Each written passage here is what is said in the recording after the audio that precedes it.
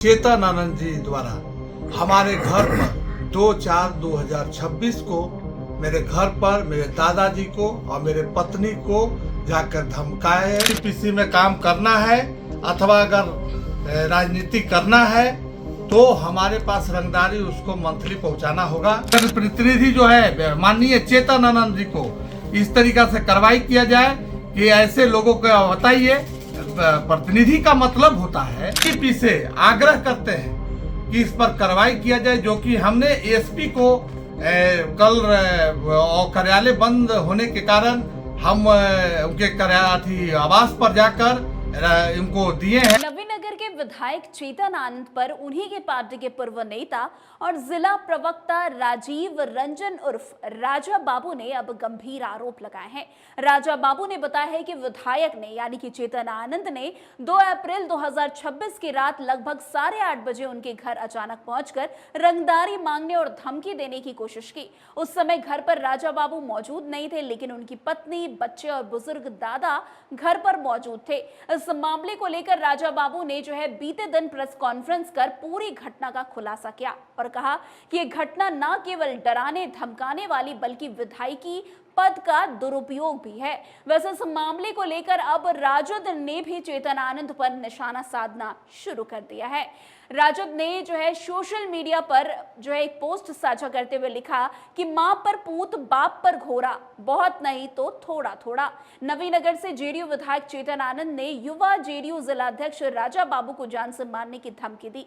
कभी लोजपा के नाथनगर से विधायक जमीन हड़पने के लिए खुलेआम गोली चलाते, कभी बीजेपी के विधायक पत्रकार की पिटाई कर देते हैं, तो कभी जेडीयू के विधायक अपने ही दल के नेता को जान से मारने की धमकी देते हैं।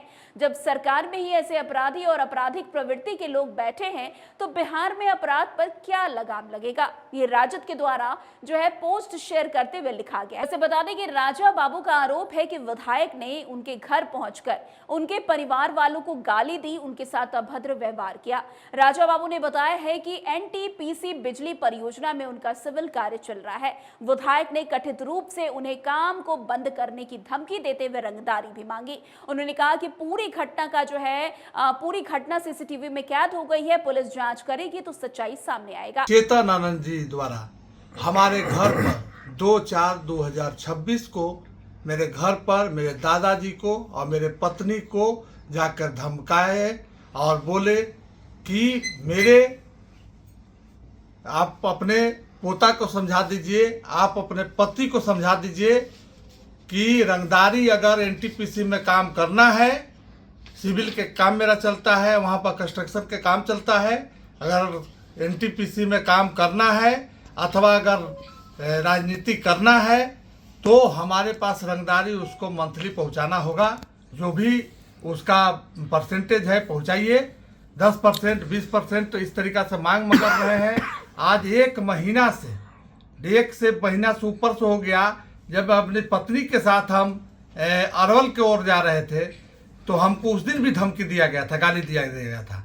बाकी उस दिन के बातों को हमने इग्नोर किया कि चलो होता है। बाकी बराबर 1 महीना से शोषण किया जा रहा है, हमको प्रताड़ित किया जा रहा है और उसके बाद हमारे घर पर जाकर धमकी दिया जा रहा है। हमारे मोहल्ला में कि संतोष चा के मकान पर तो दूसरे के मकान पर, सभी को मकान पर जाकर खोजा जा रहा है।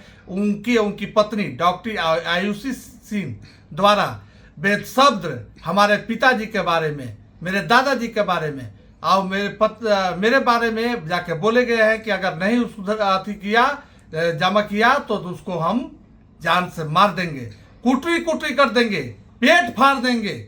ऐसे शब्दों को इस्तेमाल किए हैं। बताइए कि ऐसे जनप्रतिनिधि को माननीय मुख्यमंत्री, गृह मंत्री और डीजीपी से आग्रह करते हैं कि इस पर कार्रवाई किया जाए, जो कि हमने एसपी को कल कार्यालय बंद होने के कारण हम उनके आवास पर जाकर इनको दिए हैं और रिसीविंग भी है कि भाई इस तरीका का मामला है, उसमें उचित कार्रवाई करे हमारे पुलिस अधीक्षक महोदय औरंगाबाद। और इस तरीका का जनप्रतिनिधि को हम माननीय मुख्यमंत्री से आग्रह करेंगे कि हमारे युवा नेता निशांत जी के टीम में रखने का कृपा न करें, क्योंकि निशांत जी के टीम में ऐसे लोगों को रखा जाना बने नीतीश कुमार को बदनामी की ओर ले जाना की बात हो रहा है, क्योंकि नीतीश कुमार का जो छवि है कि सभी लोग को लेके चलने का। अब एक बात है कि दूसरी बात है कि हम युवा के कार्यकारी जिला अध्यक्ष भी हैं, ये नागरिक परिषद भी सदस्य है, और उसके बावजूद मेरे घर पर इस तरीका के धमकी देना ये गलत है कि नहीं बताइए।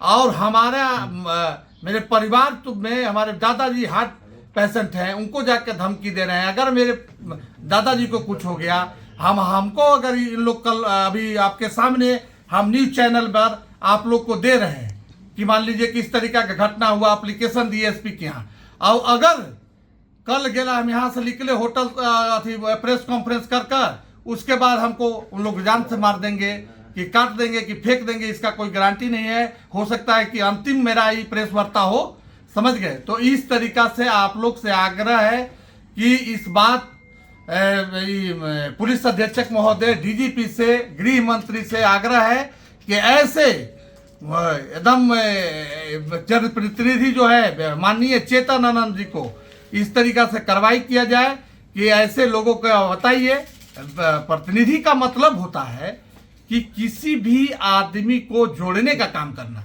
ये नहीं कि जो उनको आदमी पार्टी में है, एक कार्यकर्ता हम हैं, छोटा कार्यकर्ता है, और इस तरीका के बात हमारे परिवार पर जाके धमकी देना और लेवी मांगना, ये कहाँ के असूल है बताइए। तो सरकार भी आपकी है, विधायक भी आपके हैं। हाँ, तो ऐसा क्यों?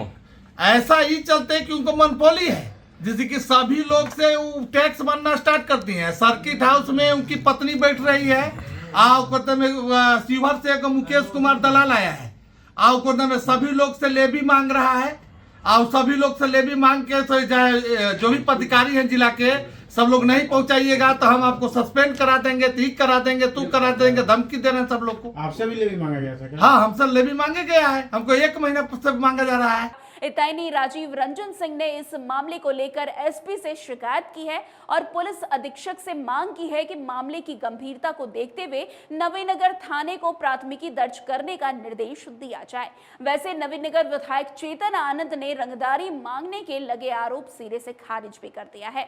विधायक के साथ पत्नी डॉक्टर आयुषी सिंह तोमर ने बताया है कि धनौती गांव के कुछ युवकों ने विधायक को फोन कर जानकारी दी कि राजीव रंजन उर्फ राजा बाबू, जो खुद को जेडीयू का नेता बताकर एनटीपीसी में नौकरी दिलाने के नाम पर लोगों से रुपए वसूल रहा है।